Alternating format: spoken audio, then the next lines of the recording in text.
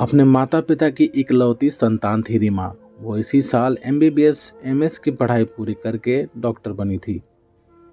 उसकी माँ मीरा जी और पिता मदन जी चाहते थे कि उनकी बेटी अब शादी कर ले। मदन जी ने रीमा से पूछा भी, अगर उसको कोई पसंद हो तो वो बता दे। लेकिन रीमा ने कहा, पापा मैंने आपसे वादा किया था, आप मुझे डॉक्टर बनने दें तो मैं आपकी पसंद से शादी करूंगी। इसलिए मैंने किसी को नहीं पसंद किया है, अब आप ही पसंद करिए।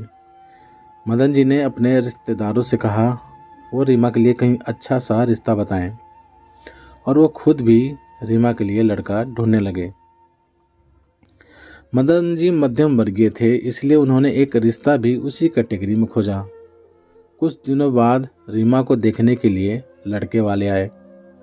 लड़की के साथ उसकी माँ, पिताजी, बहन और उसके जीजाजी थे। समीर अपने माता पिता का इकलौता बेटा था। उसके घर वाले उसको डॉक्टर बनाए थे, इसलिए वो चाहते थे हमको अच्छा खासा दहेज मिले।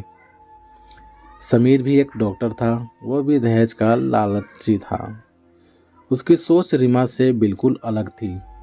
जहाँ रीमा आज के ज़माने को अपना रही थी, वहीं समीर रूढ़िवादी था और दहेज को अपना हक समझता था।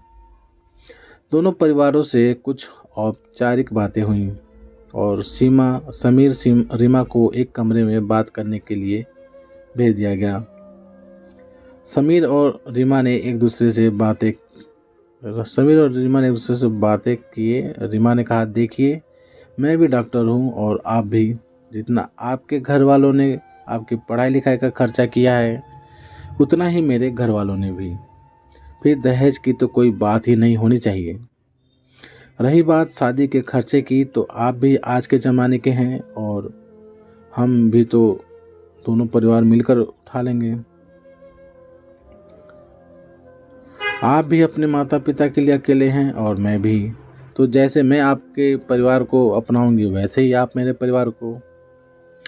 इतना सुनते ही समीर भड़क गया और बोला, मेरी माँ पापा ने मुझे इसीलिए डॉक्टर नहीं बनाया है कि मैं सड़क छाप लड़की से शादी कर लूँ। इतना खर्चा किया है उन्होंने मेरी पढ़ाई पर, इतना भी ना मिले तो फिर बेकार है शादी करना। मैं तुमसे शादी नहीं करूँगा। रीमा ने कहा, शुक्रिया आपका समीर जी, अच्छा हुआ आपकी असलियत अभी ही सामने आ गई, वरना बाद में मेरा क्या होता। रही बात डॉक्टर की, तो ये मत भूलिए मैं भी एक डॉक्टर हूँ और मेरी पढ़ाई पर भी उतना ही खर्चा लग रहा है। मिस्टर समीर, आप क्या तोड़ेंगे इस शादी को? मैं खुद ही आपसे शादी नहीं करना चाहती। रीमा ने कहा, दहेज लोगे क्या, घर भरोगे? समीर और रीमा दोनों बाहर आए। दोनों के चेहरे और हाव भाव को देखकर लग रहा था दोनों इस शादी के लिए तैयार नहीं हैं। समीर की माँ ने पूछा, क्या हुआ बेटा, पसंद है लड़की?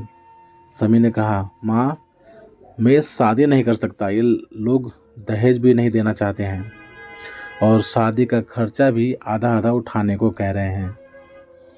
अनिल, समीर के पिताजी जी ने मदन जी से कहा, भाई साहब मैं ये शादी नहीं कर सकता।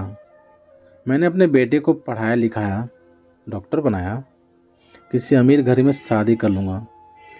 मेरे बेटे के लिए लड़कियों की कमी नहीं है। मदन जी समझ चुके थे रीमा ने समीर से क्या कहा। लड़के वाले जा चुके थे। रीमा भी अपने मन की बात कहकर खुश थी। वहीं पर मदन जी ने अपनी परवरिश पर फूले नहीं समा रहे थे। आज मैं अपनी बेटी पर गर्व हो रहा था। अपनी बेटी के फैसले पर गर्व हो रहा था। कुछ ही दिनों बाद रीमा की शादी उसके साथी डॉक्टर जतिन से धूमधाम से हुई। जतिन भी इकलौता बेटा था। उसने रीमा की सभी शर्तें मानी और साथ में रीमा से वादा भी लिया कि तुम जैसे अपने परिवार का ध्यान रखती हो, वैसे ही मेरे परिवार का ध्यान रखोगी। जितना इज्जत अपने माँ पापा को देती हो, उतना ही मेरे परिवार को दोगी। इसने भी अपनी सहमति जता दी थी। जतिन की माँ पापा फूले नहीं समा रहे थे। चांद जैसी बहू के रूप में बेटी पाकर। और वहीं पर मदन जी और मीरा जी भी प्रफुल्लित हो रहे थे हीरे जैसा दामाद के रूप में बेटा पाकर। तो प्यारे दोस्तों, आप सभी को ये कहानी कैसी लगी प्लीज़ कमेंट करके हमें ज़रूर बताएं। यदि ये कहानी आप सभी को पसंद आई हो तो लाइक करें, शेयर करें और चैनल पर नए हो तो चैनल को सब्सक्राइब भी ज़रूर करें। चलिए दोस्तों, मिलते हैं आप सभी से एक और नई कहानी के साथ। तब तक ले जय हिंद, वंदे मातरम।